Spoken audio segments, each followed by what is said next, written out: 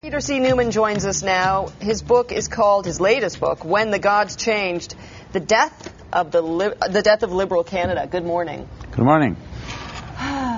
What happened? How is this possible? What happened? Well, what happened was that they hung themselves. It was a case of self-immolation. Because they thought they owned the country. They had won so many elections that they took the voters for granted. And they kept getting new leaders only because somebody had to take them into battle, and they always made the wrong choices. Other than that, everything was fine. Everything they did, they've been proven. Can you pin this on one person? Everyone wants to pin it on Michael Ignatieff. No, because when he took over, it was already too late. You know, the party. Now, let's just go back a little bit, because the Liberal Party made us what we are, because they were in power longer than any other government, not just in Canada, but anywhere, any Democratic Party anywhere. And they created the Canada that we now live in, because they were progressive.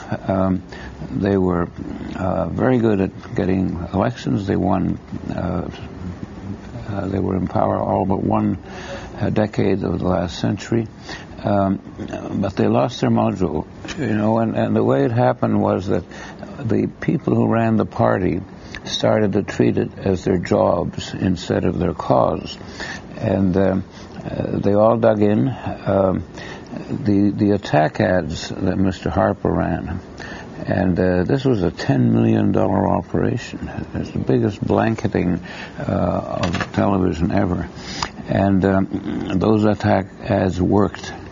And people would come and see conservatives, come and see voters, and the voters would repeat what was in the attack ad. But why didn't they respond? Why didn't the Liberals respond? They didn't respond because they said they didn't have the money.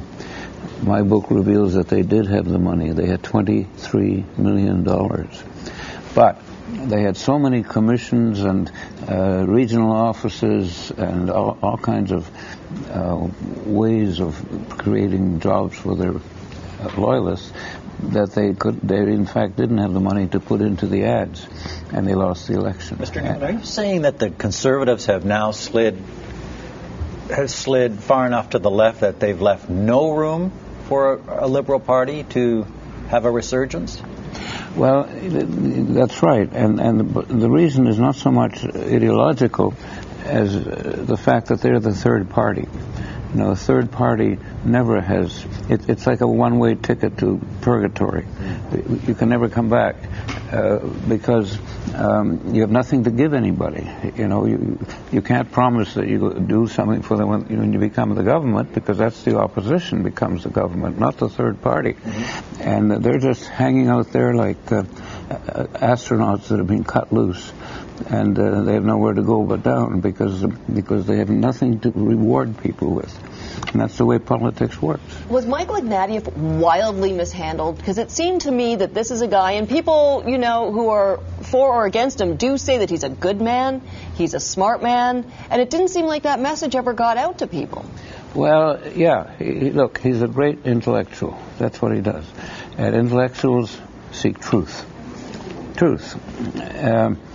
Politicians seek power. The two things never cross. There's nothing wrong with him as an intellectual, but he should never have been in politics. Yeah. And let me just give you one example. He never connected with the voters. There's this wonderful story about Roosevelt when he died. And his wife Eleanor was in the funeral procession, and she saw this man collapse on the street with grief. So she got out and she said to him, "Oh, you knew my husband?" He said, "No, but he knew me." And that's the kind of connection that Ignatieff could never, ever. Well, he just thought, he made a few nice words and it would mean something, but it didn't. Mm-hmm. You write that you thought that politics was not his destiny after following him for a period of time. Was there a specific moment when you felt that? Yes, when I was on the bus tour, which was presented as a great triumph, because he got good crowds, they loved what he said, they got applauded, and it suddenly hit me one night, these were all liberals. He was preaching to the converted, and that's why at the end of the bus tour, his rating didn't go up, because those people were going to vote liberal anyway. Mm-hmm. And so it was all a wasted effort. He was very good, but it didn't do anything. You can argue that for all of the Liberals Party's progressive policies, they were tainted with scandal, especially in the latter part. Do you make the judgment in the book of whether the death of the Liberal Party in Canada is a good or bad thing for the country? Well, that's a very good question, and I would have to say that it's a bad thing. It's nice to have a party in the middle. When you get too polarized, then ideology does everything. NDP and Conservatives, both very ideological parties. And this is a country that works on compromise, what they call the mushy middle. We like that because we can make it what we want. And I think there is a role for the Liberal Party, but I think they've given up in default. And look at the results. Last 4 elections, they got 135 seats under Paul Martin, then they got 107. Martin quits. Then under Dion, they got 77, under Ignatieff 35. So that's a loss of 30 seats each time. You lose 30 seats next time, they're down to 4 or 5 seats, and they can have a game of bridge and go home. There's nothing left. A friend of mine put it that the Liberals have no bench, and I think that's kind of true, where they just have no one to go to. Like there's no farm team. But we're almost out of time. But I have to ask you before we go: can they be resurrected? In fact, I have a prediction in there. The Liberal Party will come back as soon as the Toronto Maple Leafs. Oh, please, no. Wait. As soon as the Maple Leafs win so many Stanley Cups that the NHLs just keep the damn thing.